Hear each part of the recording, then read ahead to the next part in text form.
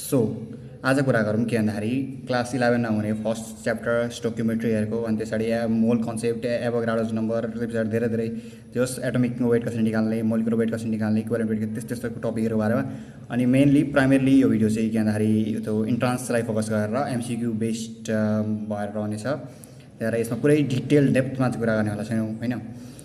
अब कुरा के गर्नेवाला छौँ त्यसको बारेमा सर्ट बुझिहालौँ। यो पार्ट स्किप गरे पनि हुन्छ तर के भन्दाखेरि यो त जस्ट अर्गनाइज्ड वेमा कुन भिडियो यो भिडियोमा हेर्नु नहेर्नु के गर्ने त्यो हिसाबले हेर्न जाउँ। ल अफ केमिकल कम्बिनेसनको बारेमा कुरा गर्नेवाला छौँ। सबै पाँचवटा त्यो के भन्दाखेरि ल अफ ग्यासेस भोल्युम त्यो ल अफ के भन्दाखेरि कन्जर्भेसन अफ मासहरूको बारेमा कुरा गर्छौँ सर्टमा। त्यो पछाडि मोल कन्सेप्ट र एभोगाड्रोस हाइपोथेसिसको बारेमा टाइम पनि यसो यति मिनटभरिमा परिचय कभर गर्ने ट्राई गर्छु हैन। त्यस्तै method of finding atomic weight molecular weight equivalent वेटको कुरा गर्नेवाला छौँ। डिफ्रेन्ट मेथड्स छन् हैन। पुरै ओभरअल चाहिँ क्लास 11 कोमा कभर भएको जस्तो लाग्दैन मलाई। अब सरले पनि आफ्नो के भन्दाखेरि 11 को कोर्सको हिसाबले पढाउनुहुन्छ र इन्ट्रान्समा अलिक अलि बढी चाहिने हुनाले त्यसको बारेमा कुरा गर्नेवाला छौँ।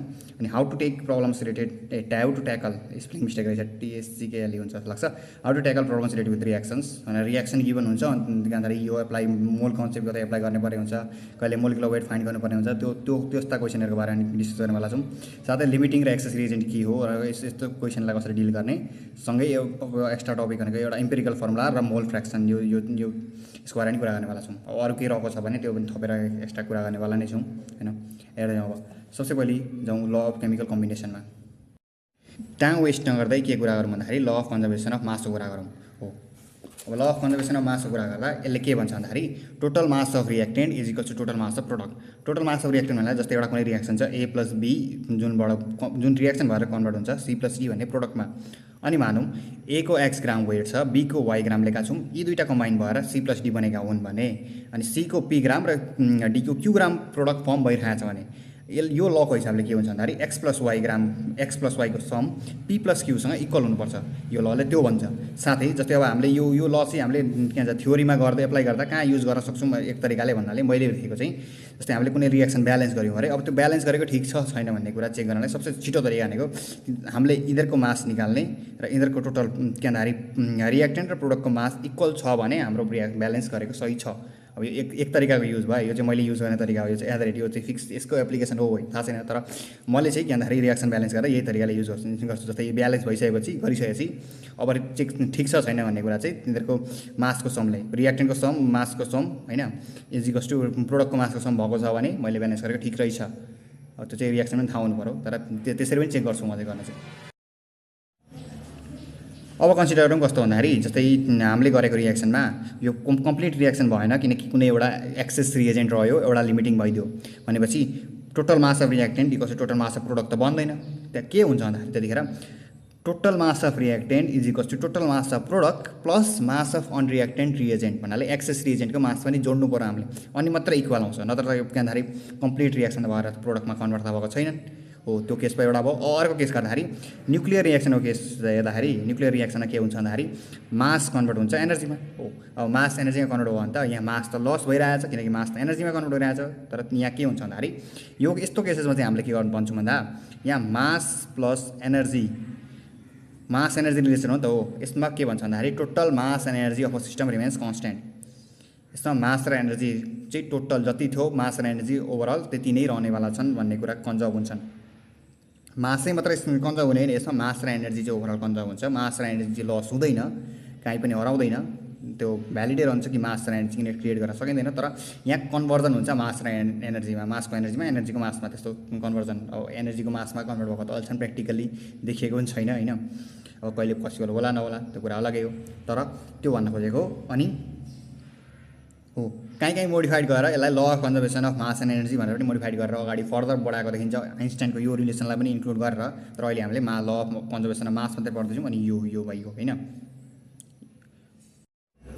अब चाहिँ हाम्रो सेकेन्ड टपिक के भन्दाखेरि law of constant composition or definite proportion.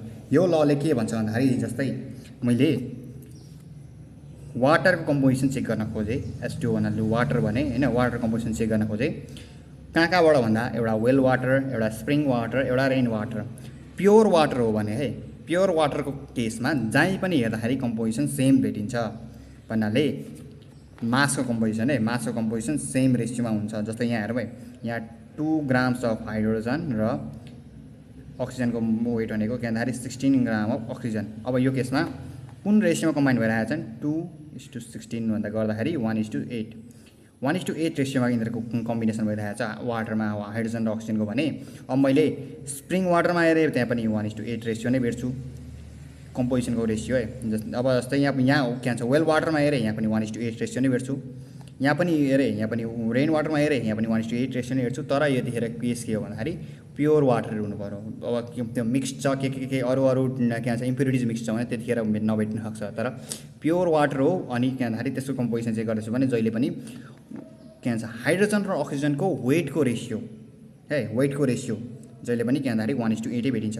यसले त्यही भन्छ कि हामी चाहे कुनै कम्पाउन्डलाई जहीँबाट लिउँ नाइट्रोजन डाइअक्साइड लिउँ N2O लिउँ NO जस्तै अब यिनीहरू दुईवटा अलग अलग लिए यो कहीँ अर्कै ठाउँबाट डिफ्रेन्ट सोर्सबाट लिए तर यिनीहरू कम्पोजिसन के हुन्छ भन्दाखेरि जस्तै यहाँ 14 × 2 28 + 16 अब यहाँ 28:16 लु यो रेसियोमा आयो भने अब यसलाई काट्दै काट्दै कति हुन्छ 4 × 16 4 कति 4 5 20 4 6 24 4 7 28 7:4 मा भेट्यो भने अब यो मलाई जुनै सोर्सबाट लिए प्योर फर्ममा लिए भने 7:4 नै रेसियो भेट्छु हो। यिनीहरूको वेटको कम्पोजिसन यही भेटिन्छ भन्न खोजेको। यिनीहरू अर्को कुरा के भन्दैछ भन्दाखेरि कुनै पनि कम्पाउन्डहरू बन्नलाई यिनीहरू फिक्स्ड कम्पोजिसनले के भन्छ भन्दाखेरि केमिकली प्योर सेम सब्सटेन्स जस्तै मैले भने H2O इक्जाम्पल लिँदा water same substance chemically pure different सोर्सेसबाट लिउँ तर डिफ्रेन्ट के भन्छ मेथडबाट अप्टेन भएको लिउँ होइन कुनै रियाक्सनबाट अप्टेन भएको हो कि वाटर तर केमिकली प्योर अनि always contains same elements combined together in fixed ratio by the weight fixed certain रेसियोमा उनीहरूको वेटको हिसाबले सर्टेन फिक्स्ड रेसियोमा कम्बाइन्ड भएका हुन्छन् भनेको छ। अब यो चाहिँ जस्तो के भन्दाखेरि सिम्पल होल नम्बर रेसियोमै आउने कुरा गर्छ होइन। तर कुनै कुनै केस हुन्छ जस्तै अब केसको कुरा गरौँ आइसोटोप्सको र बर्थ्योलाइट नत्र लाइट काहीँ डी पनि लेखेको थिएँ मैले बर्थ्योलाइट जुनलाई भन्छ नन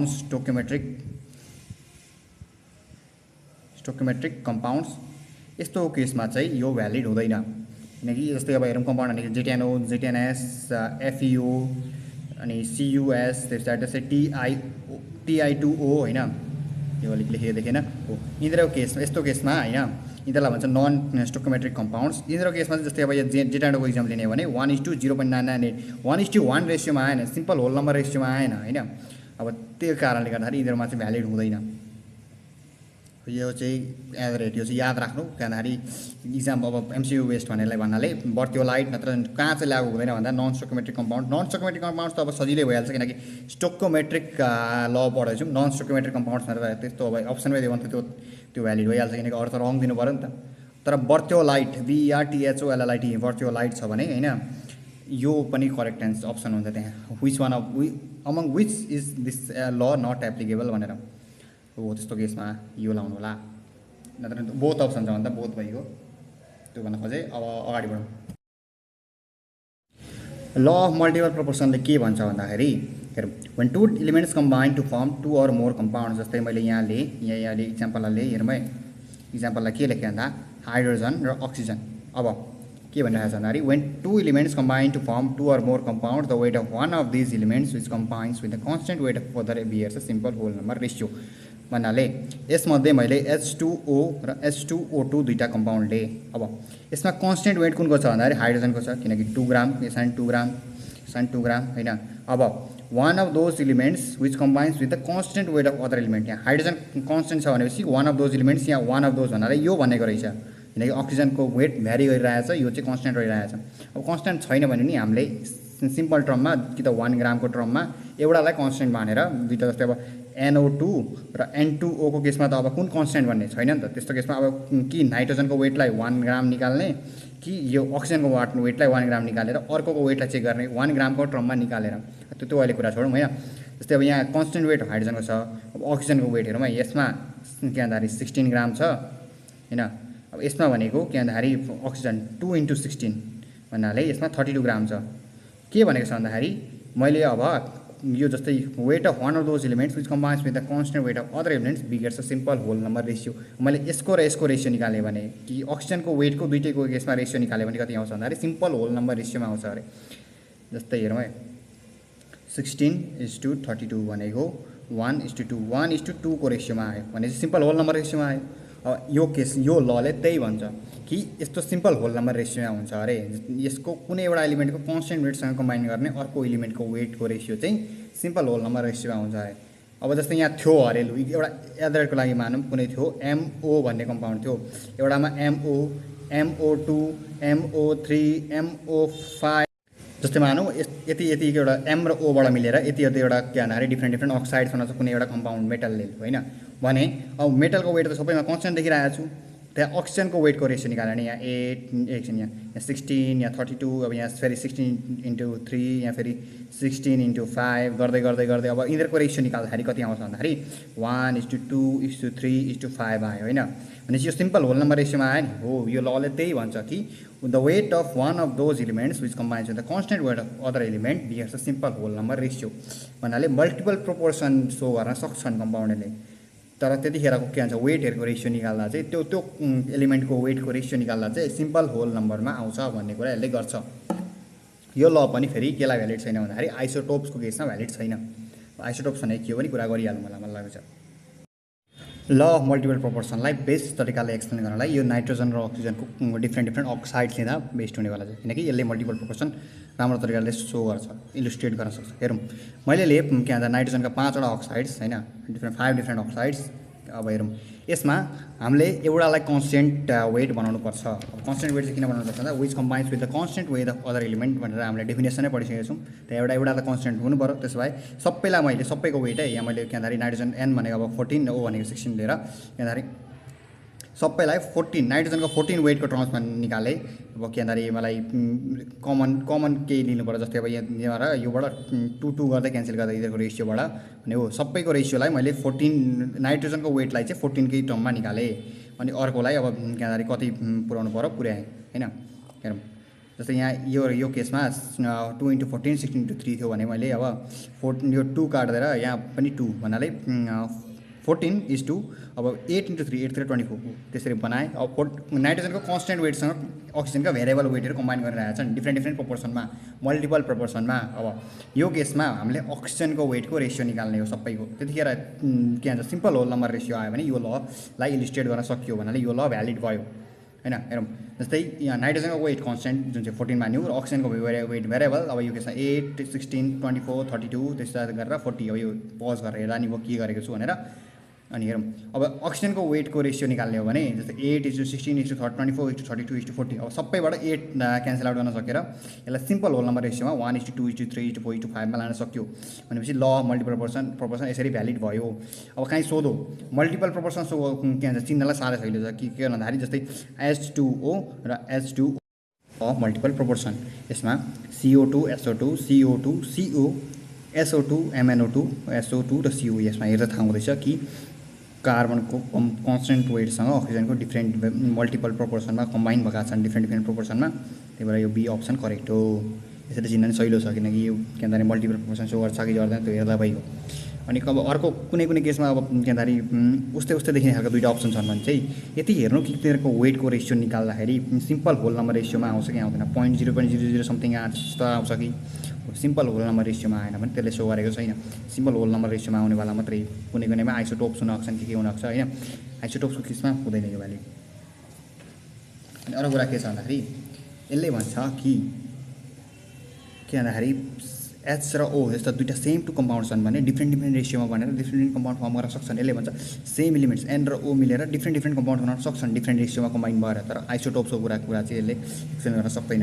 आइसोटोप्सको केसमा यो के भन्छ एप्लिकेबल छैन। आइसोटोप्सको कुरा गरौँ जस्तो लाग्यो मलाई। अब नेक्स्ट टपिक छ के भन्दाखेरि ल अफ रेसिप्रोकल प्रोपोर्सन। हेरौँ यो लले के भन्छ भन्दाखेरि the ratio of weight of two different elements which separately combines with the constant weight of third element is either the same or simple multiple of the ratio of their weight in their chemical combination। अब हेर्नु यहाँ के भनेछ भन्दा जस्तै अब compounding यहाँ भन्न खोजेको जस्तै सी कार्बन हाइड्रोजन र अक्सिजन तिनवटाको एलिमेन्टले मैले होइन कार्बन र हाइड्रोजन मिलेर CH4 भनौँ कार्बन र अक्सिजन मिलेर CO2 भनौँ भने H र O मिलेर भन्ने H2O को कुरा गर्ने हो भने त्यसको रेसियो हेरौँ है इज के भन्छ यिनीहरूको रेसियोको वेटको रेसियो चाहिँ कि सेम हुन्छ कि simple multiple of ratio, simple multiple ratio हुन्छ होइन, सिम्पल होल नम्बर रेसियोको मल्टिपल हुन्छ एकअर्कासँग कम्बिनेसन गर्दाखेरि। जस्तै यहाँ हाइड्रोजन सेपरेटली कार्बनसँग कम्बाइन भयो, अक्सिजन सेपरेटली के भन्छ कार्बनसँग कम्बाइन भयो। अब यो दुईटाको एलिमेन्ट कम्बिनेसनमा चाहिँ वेटको रेसियो चाहिँ सेम और सिम्पल होल नम्बर रेसियोवाला मल्टिपलमा हुन्छ, त्यो भन्न खोजेको यो। जस्तै अब यो इक्जाम्पलमा हेरौँ के भन्दाखेरि अक्सिजन सेपरेटली कार्बनसँग कम्बाइन भएको छ र CO2 बनाएको छ, र हाइड्रोजन सेपरेटली कार्बनसँग कम्बाइन भएको छ र के भन्छ मिथेन बनाएको छ, CH4 बनाएको छ होइन। अब यहाँ हेरौँ 12 ग्राम अफ कार्बनसँग 4 ग्राम अफ हाइड्रोजन मिलेको छ होइन। त्यसै गरी 12 ग्राम अफ कार्बनसँगै 32 ग्राम अफ अक्सिजन मिलेको छ भन्नाले मैले त्यो डेफिनेसन के थियो भन्दाखेरि के भन्छ when two different elements combined with the constant weight of third element, constant weight 12 ग्रामै बनाउनु पऱ्यो, सेम वेट बनाउनु पऱ्यो। अब यहाँ 12 ग्राम थिएन भने अब जस्तै इन्टु 2 गर्दा त 24 यहाँ 24 थियो भने यहाँ 12 थियो भने इन्टु 2 गरेर मिलाउनु पर्थ्यो। 2 दुइटातिर 2 गरेपछि त मिल्छ नि त। त्यो गरेर के गरेर जसरी पनि एउटा एलिमेन्टको चाहिँ वेट कन्सटेन्ट बनाउनुपर्छ दुइटै केसमा। अब त्यस पछाडि रेसियो लिने के को भन्दाखेरि त्यो कन्सटेन्ट एलिमेन्ट भएको होइन, यिनीहरूको रेसियो लिने।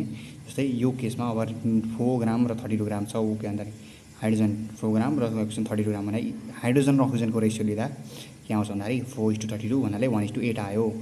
त्यसै गरी अब is either the same or simple multiple of the ratio of their के भन्छ weight in their own combination भन्नाले अब H2O मा चेक गरेँ मैले, किनकि यिनीहरूको आफ्नो कम्बिनेसन एकअर्कासँग कम्बिनेसनमा चाहिँ यिनीहरू यो केसको रेसियोसँग सेम कि सिम्पल मल्टिपल आउँछ। अब हेरौँ H2O मा वेटको रेसियो हेर्ने भने 2:16 गर्दाखेरि 1:8 आउँछ भन्नाले सेम रेसियो आयो।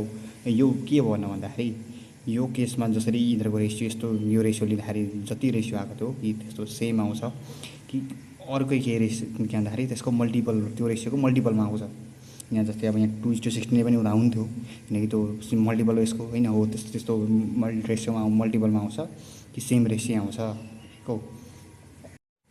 हेरौँ यहाँ एउटा स्पेसल नोटमा के दिएको छ भन्दाखेरि this law is also called as law of equivalent weight because each element combined in their equivalent वेटको रेसियो। इक्विभ्यालेन्ट वेट रेसियो भन्नाले कस्तो भन्दा नि जस्तै हेरौँ भाइ के भन्छ हाइड्रोजनको इक्विभ्यालेन्ट वेट 1, अक्सिजनको इक्विभ्यालेन्ट 1 होइन 1.008 तर 1 नै मान्छौँ जस्तो, अनि अक्सिजनको भने 1:8 रेसियोमा कम्बाइन भएका छन्। यो केस माथिको केस अनि सेकेन्ड केस अनि इक्विभ्यालेन्ट वेटको रेसियोमा कम्बाइन भएका छन्, त्यही भएर यसलाई ल अफ के भन्दाखेरि रेसियो अफ इक्विभ्यालेन्ट वेट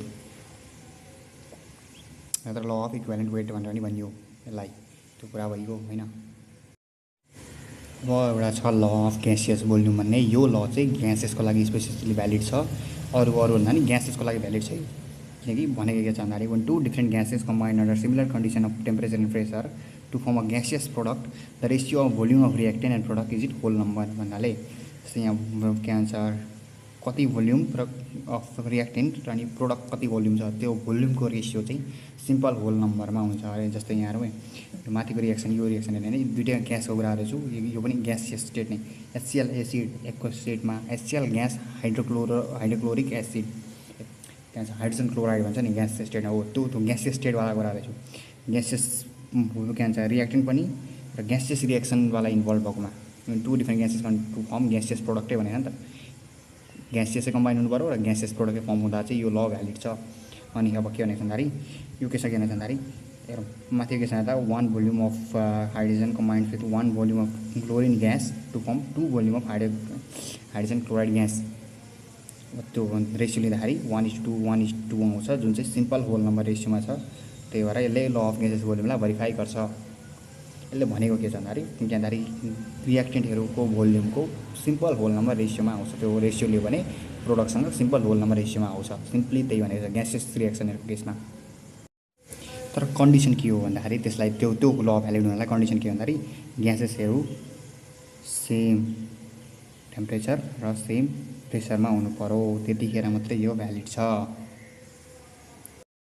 अब यसको एप्लिकेसन चाहिँ कसरी गर्न सकिन्छ भन्दाखेरि अब न्युमेरिकल सल्भ गर्दा नत्र थ्योरिटिकल यो क्यालकुलेसनहरू गर्दाखेरि अब जस्तै मैले भने 1 volume of hydrogen gas combines with 1 volume of H2 to form Cl2 to form 2 volume of HCl भनेको छु भने मैले भने 10 ml H2 ले कति ml HCl प्रड्युस गर्छ भने मलाई थाहा छ कि 10 ml H2 फेरि 10 ml Cl2 सँग कम्बाइन गर्छ र 20 ml HCl बनाउँछ। यो अब जस्तै यसलाई 1 भोल्युम मान्ने, यसलाई 1 भोल्युम मान्ने होइन, यो 2 भोल्युम बन्छ होइन। त्यस्तै मैले भने यहाँ 40 ml H2 र 30 ml Cl2 दियो भने कति प्रोडक्ट बन्छ, कति बन्छ ग्यासियस भने मलाई थाहा छ 1 भोल्युम 2 भोल्युम। त्यही कुरा अब म के गर्छु भन्दाखेरि यसको 30 भोल्युमले 30 भोल्युम भन्नालाई 30 ml सँग रिएक्सन गरिसक्छ र बनाउँछ कति भन्दाखेरि यिनीहरूको डबल भन्नाले 60 ml HCl बनाउँछ र एक्सेसमा कति रहन्छ भन्दा यहाँ मात्रै, यहाँ अलिक क्यामेरामा देखिन छैन, जस्तै excess 60 ml HCl plus 10 ml H2 excess रहन्छ। ओभरअल कुरा यसरी युज गर्न सकिन्छ। अब हामीले कुरा अर्को याद राख्नुपर्ने भनेको चाहिँ यिनीहरूलाई यो लहरू कसले गिभन थियो र कसले भेरिफाई गर भनेर सोध्न सक्छ MCQ बेस्ड जाँदाखेरि। हेरौँ, सुरुको ल अफ कन्जर्भेसन मार्क्स दिएको थियो लेबेजरले र भेरिफाई गरेको थियो ल्यान्डलर्डले, LL त्यो याद राख्दा भयो होइन। अनि ल अफ कन्स्टेन्ट कम्पोजिसन दिएको थियो जोसेफ लुइस प्रोस्ट, के भयो स्पेलिङ मेरो प्रोनाउन्सिएसन, तर जोसेफ लुइस प्रोस्ट। अब त्यो MCQमा त अप्सनै हुन्छ नि त त्यो एउटा। अनि भेरिफाई गरेको थियो स्ट्यास र रिचर्डले। त्यस्तै मल्टिपल प्रोपोर्सन दिएको थियो डाल्टन अनि भेरिफाई गरेको थियो बर्जेलियसले। त्यस साथै ल अफ रेसिप्रोकल प्रोपोर्सन दिएको थियो रिचर्डले र भेरिफाई गरेको थियो स्ट्यासले STAS। अनि law of combining volume or gaseous volume दिएको थियो गे लुस्याक लले। त्यही भएर यो ललाई चाहिँ कहिलेकाहीँ गे लुस्याक्स ल पनि भन्ने भन्छ होइन। हो यति कुरा भयो। यसलाई होइन अर्कैलाई होला सक्छ मलाई गे लुस्याक्स ल, तर यो गिभन चाहिँ गे लुस्याक भन्ने मान्छेले दिएको थियो। त्यो अहिलेको चाहिँ मलाई मिस्टेक लाग्छ। त्यही भएर यो गिभन कसले हो त्यो चाहिँ याद राखौँ।